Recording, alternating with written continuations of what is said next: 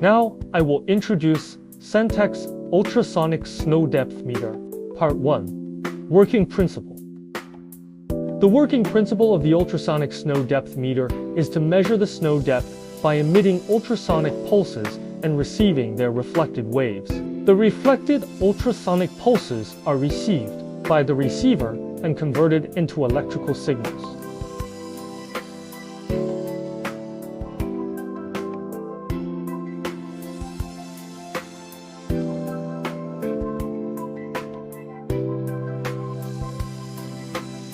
Part 2.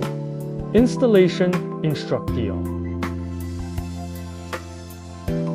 The reflected ultrasonic pulses are received by the receiver and converted into electrical signals.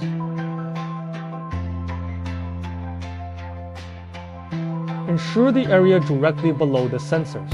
Emitting surface is free of obstructions. Keep the sensor at least 1 meter away from walls during installation. Part 3. Output Signal.